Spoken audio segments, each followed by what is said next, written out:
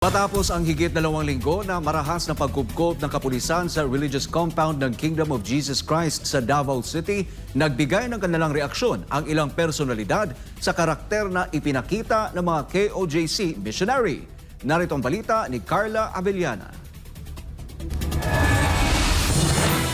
Umani ng paghanga ang mga misyonaryo ng Kingdom of Jesus Christ dahil sa ipinakita nilang karakter sa gitna ng marahas na pagkubkob ng kapulisan sa KOJC Religious Compound sa Davao City.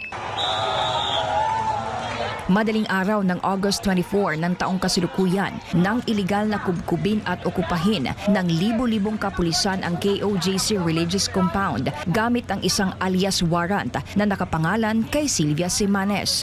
Sa unang araw pa lang, isang KOJC missionary na ang naitalang nasawi habang marami ang nasugatan. Pero sa kabila ng mapait na sinapit mula sa kamay ng kapulisan sa pangunguna ni Nicolas Torre ay mas nanaig sa mga KOJC missionary ang mga turo ni Pastor Apollo C. Kibuloy.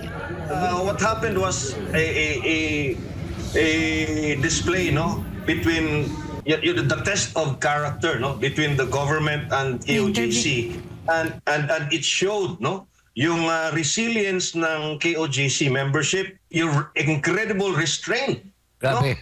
not to resort to violence, Talagang napakahirap gawin yan with all the resources that you have, with all, you have all the reasons to go violent against the police. You have all the reasons to go violent, but it showed, you showed how to stand up to oppression without being violent, non-violent.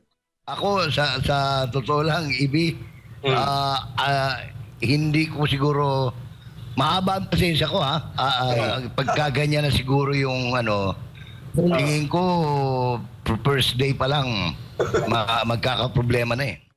Admirable faith talaga, and the strength of your faith and your character just shown through all these dark times, na nakita natin dun sa pagmamarahas ng Marcos administration. Taas noo kayo, at saka panalo kayo, very victorious. Dagdag pa ni former NTF-ELCAC spokesperson Dr. Lorraine Baduy, kung hindi na bago ni Pastor Apollo ang buhay ng mga KOJC missionary and members, ay talagang magiging magulo ang kalalabasan ng pag-ukupa ng PNP sa kanilang compound.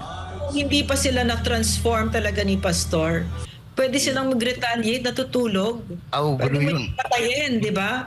But they did not do it, kahit nagpupuyos yung puso nila. Samantala, hindi naman alintana na mga taga-KOJC ang naranasang panggigipit mula sa kamay ng kapulisan at tuloy pa rin ang kanilang mga aktibidad gaya ng Global Workers Camp at Anniversary Celebration.